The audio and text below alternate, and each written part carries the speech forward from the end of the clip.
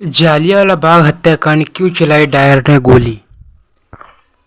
यहाँ पर देख लीजिए नीचे की ओर बहुत इंपॉर्टेंट सवाल है। चलिए यहाँ पर देख लेते हैं। 13 अप्रैल 1919 को वो दिन था जो हर भारतीय के सदियों के लिए गहरा जख्म दे गया था। ठीक है, तो आप लोग को पता ही होगा कि जालियांवाला बाग हत्याकांड 13 अप्रैल 1919 को हुआ था, जो हर भारतीय सदियों के लिए गहरा जख्म दे गया था। ठीक है, यहाँ पर देख लीजिए जालियांवाला बाग हत्याकांड नरसंहार को व्यापक रूप से भारतीय राष्ट्र आंदोलन में महत्वपूर्ण मोड़ के रूप में देखा जाता है, जिसने अंग्रेजी राज को क्रूर और दमनकारी चेहरा सामने लाया। अंग्रेजी राज भारत के लिए वरदान है, उसके इस दावों को उजागर किया गया। ठीक है, यहाँ देख लीजिए। कई इतिहासकारों का मानना है कि इस घटना के बाद भारत का शासन करने के लिए अंग्रेजों के नैतिक दावे का अंत हो गया है।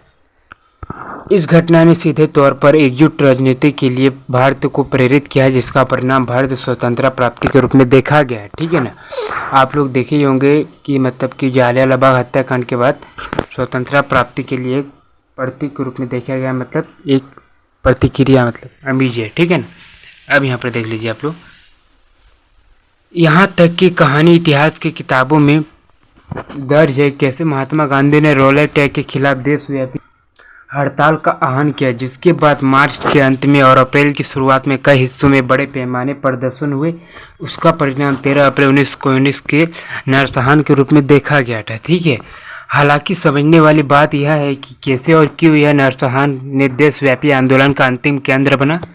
पंजाब में सबसे ज़्यादा प्रदर्शन और क्रूर उत्पीड़न देखा गया, जिसमें कम से कम 1200 लोग मारे गए। आप लोगों को क्वेश्चन पूछा जाएगा जालियांवाला बाग हत्याकांड से रिलेटिव, उसमें कितने लोग मारे गए? 1200। ठीक है ना, 3600 कितने घायल हुए थे। ठीक है ना, जो जालियांवाला बाग हत्याकांड हुआ था वो एक बहुत जख्म दे गया था। इसका लिए इसका पॉइंट है, बहुत इंपॉर्टेंट है। इसकी तुलना में इसके पूरे प्रकरण के दौरान डायर का जन्म भारत में ही हुआ था। उनके पिता शराब बनाने का काम करते थे। डायर को उर्दू और हिंदुस्तानी दोनों ही भाषाएं बहुत अच्छी से आती थी। डायर को उसके लोग तो बहुत अच्छे तरह से जानते थे, लेकिन उसके वरिष्ठ अधिकारियों में इसकी कोई बहुत अच्छी साख नहीं थी। इतिहास में डायर का नाम अमृतसर के कसाई के तौर पर है, और ऐसा न केवल राष्ट्रवादी बल्कि इम्पीरियलिस्ट भी मानते थे। उनके निर्मय कृत्यों को भारत में अंग्रेजों को मौजूदगी के अपवाद के तौर पर देखा जाता है। ठीक है, अब हालांकि बाद में अधिकारी गया हंटर कमीशन की जांच और अनधिकारिक तौर पर कांग्रेस की जांच में पाया गया जनरल डायर इस तरह की सोच रखने और सोच को अंजाम देने वाला अपनी ही तरह का अकेला शख्स था।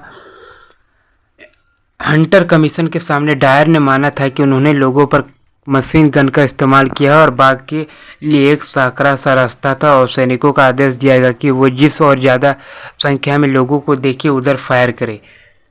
जब फायरिंग बंद हो गई तो वहाँ ने घायल लोगों के लिए मेडिकल की व्यवस्था की और ना लाशों का अंतिम कर्म की। उन्होंने व्यापक रूप से ब्रिटिश शासक की नेतृत्व के रूप में सम्मानित किया गया था। ठीक है, अब यहाँ पर देख लीजिए। किसी ब्रिटिश अधिकारी द्वारा व्यक्तिगत तौर पर की गई निर्मम स्वामी की हत्या अपने आप में पहली घटना थी।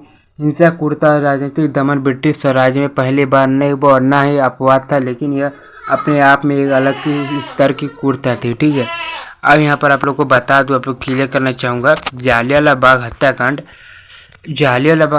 को हुए 100 साल बीत चुके हैं, लेकिन चोट पहुँचाने वाली सच्चाई यह है कि भारतीय राज्य की सीमा उसी औपनिवेशिक नींव पर खड़ी है, जिसके कारण जालियांवाला बाग हुआ।